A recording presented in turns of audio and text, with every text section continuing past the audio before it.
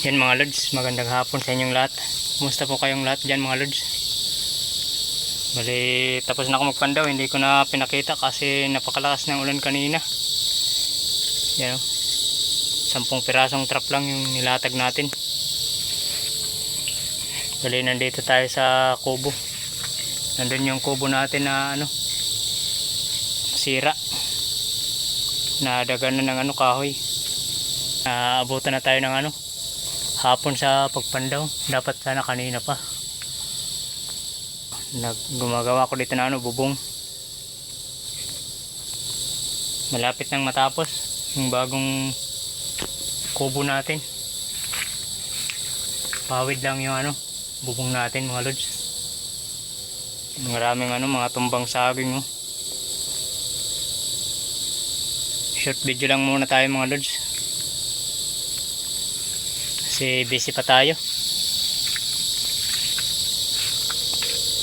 Bali, nakahuli naman tayo ng pangulam kahit pa paano. Bukas may trabaho na naman.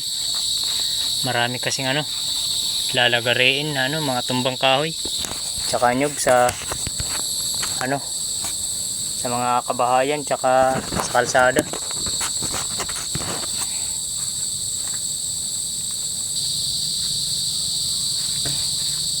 Ito lang mga lods, isa.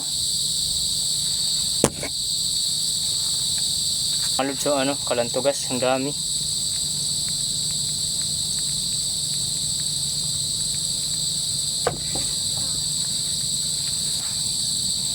Huli natin. Yan o.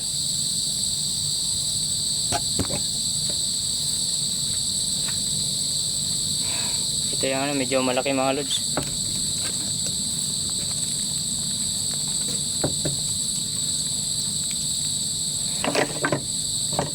Natin kalantugas lang.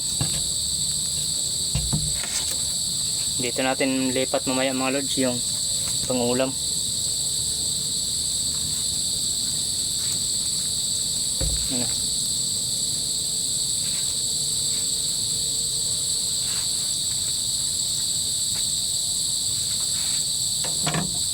Mga lods, yung huli natin sa 10 trap. Lang pang ulam. Kalantugas.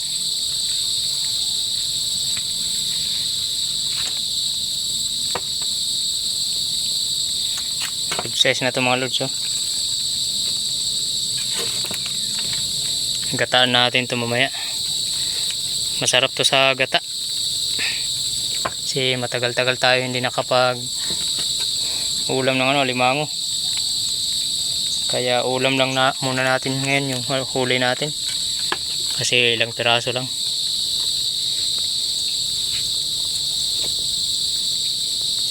Yan mga lods, kape po tayo mga lods. Wala yung natin salog, tawag namin salog. Lang kawayan, patong na lasa. Bali pinili natin yan. Tsaka pawid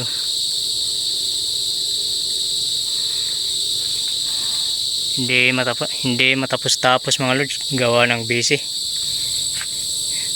Wala na kasi tayong masisilungan doon sira na. Yan yung kahoy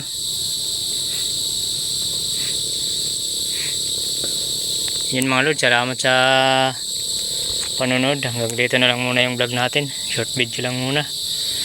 Gawa ng busy pa. Magpapakain pa tayo ng alaga natin. Dito sa kabila wala pa Marami pang kulang. Tayo lang ang gumawa niyan mga lods Wala tayong katulong. Mag-isa lang. Medyo malaki to mga lods kaysa sa unang natin kubo. Medyo malaki to. Halos kalahati yung laki. Yung laki ng kubo natin hanggang dito lang sa kusina. Nandun yung taas natin